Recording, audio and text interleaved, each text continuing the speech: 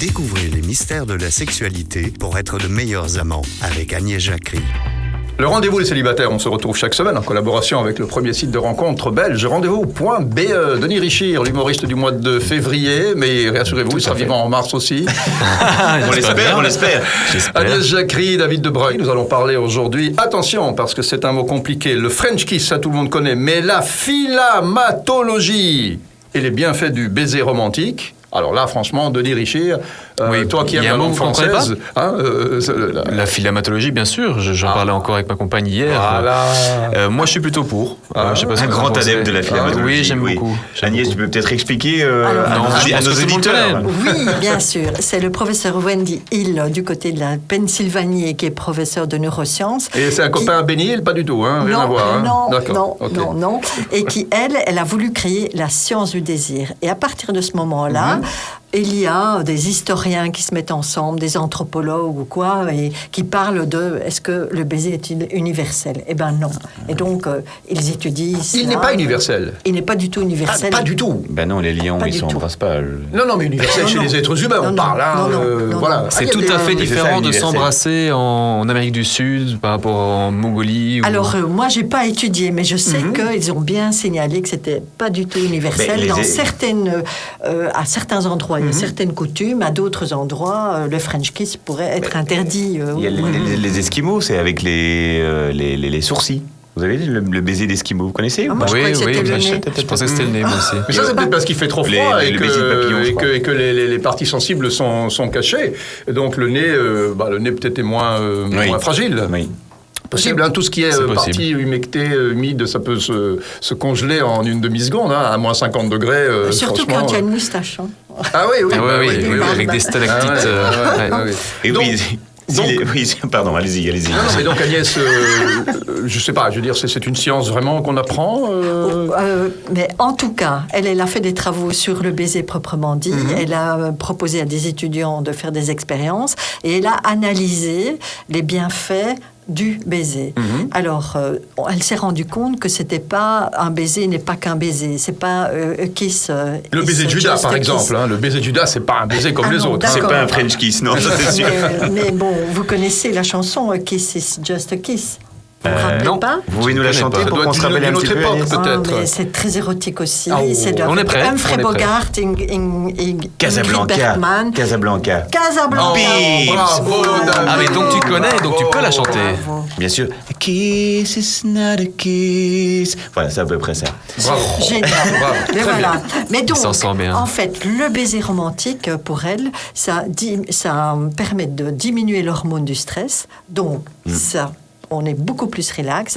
Elle améliore aussi l'ocytocine, qui est l'amour, le rapprochement. L'hormone de l'amour. L'hormone de l'amour. Oui. Donc, il y a vraiment un chamboulement des hormones. D'accord. Donc, je trouve que... Alors, un baiser n'est pas innocent. Je veux dire, quand une personne dit « oui, mais je l'ai seulement embrassé », c'est pas innocent. Est-ce qu'embrasser, c'est tromper? Voilà. Ah, c'est un grand débat, ça.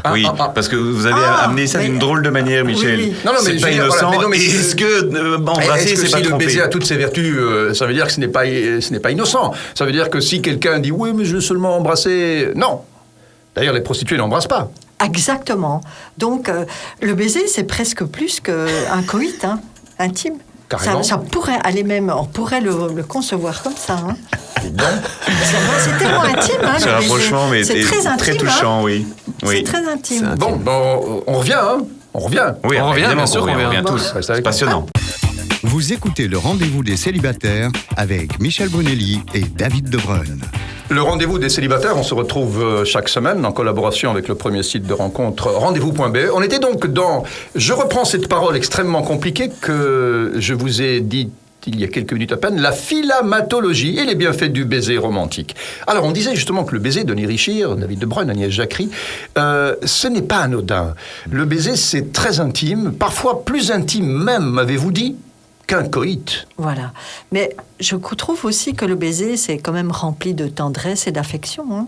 On ne fait pas mécaniquement un baiser, sauf le bisou du matin ou quoi. Mais c'est pas ça l'art du baiser. C'est pas l'art du baiser. Quoi. Il y a vraiment toute... c'est vrai que c'est important. Et je pense que chaque baiser devrait être imprégné d'amour et de poésie et de vrais sentiments. Oh, David, c'est vrai. Vous exagérez. Oui. Et si jamais tu trompes ta copine, tu dis oui, je lui ai fait l'amour, mais je ne l'ai pas embrassé. Voilà, c'est alors moins grave. On revient à ce qu'on disait. C'est moins grave. Alors Denis, est-ce que pour toi, embrasser, c'est tromper? Oui. Oui, pour moi, c'est tromper à partir du moment où embrasser sa maîtresse. Attention, je voudrais d'abord la réponse de Denis. Disons qu'il y a peut-être des niveaux de gravité qui sont différents, mais si c'est quelque chose que moi, je n'apprécierais pas que ma compagne fasse et que je me dirais, je me sentirais trahi, pour moi, c'est une forme de tromperie. Ça veut dire que je trompe c'est une façon de tromper la confiance qui est mise dans les bases du couple qu'on a mises en commun. Et si ces bases sont trompées... En consultation, vous avez parfois des personnes qui sont venues vous dire, j'ai trompé mon compagnon, j'ai embrassé quelqu'un d'autre. À mon avis, non. À mon avis, les gens se disent, mais non, ça non. Tu peux embrasser tant que tu ne fais pas plus. Mais justement, il y a beaucoup de personnes qui se posent la question, et se posent aussi la même question quand je regarde un film pornographique sans. Vous regardez des films pornographiques? Non, elle cite un patient là. Okay, Est-ce que je. Mais est-ce que c'est pas simplement un contrat entre deux? Chaque contrat est spécifique à chaque couple. Si dans un couple ils se disent entre eux, écoute, si un jour tu embrasses une autre fille, pour moi tu m'as pas trompé, voilà, les règles sont établies. Mais si c'est très clair dès le départ, écoute, pour moi, si jamais tu embrasses quelqu'un d'autre, je me sentirais trahi. Alors Denis, le mec il est pas con. Alors il dit, je l'ai pas embrassé, mais je l'ai seulement sauté. Voilà, mais c'est ça. Mais voilà, non mais. Non, mais mais ça se dit pas ce genre de truc de toute manière, Michel. Si tu arrives à dire ça. Moi qui suis pour la sexualité aimante. Non, mais c'est vrai que c'est très intime un baiser, et je crois que oui. Donc selon vous, Agnès, oui. il est parfois plus difficile pour une femme de donner un baiser intime que de se laisser prendre les yeux fermés en imaginant quelque chose d'autre, oui. Oui, mais vous savez que j'aime pas l'étoile de mer quand la femme fait l'amour. Ça veut dire qu'elle n'aime pas, elle ne connaît pas les 5 étoiles de la gastronomie, de la sexualité. Les 5 étoiles de mer.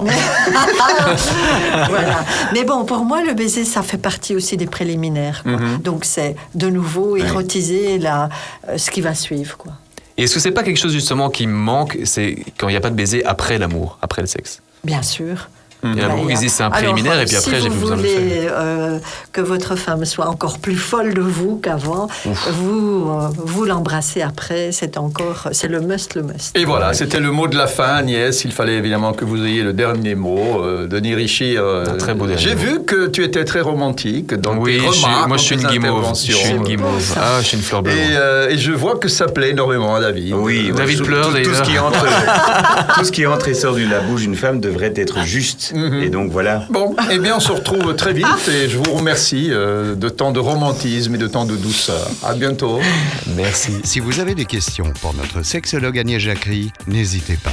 Et allez sur rendez-vous.be, en bas de page, cliquez sur le rendez-vous des célibataires. Nous répondrons à toutes les questions.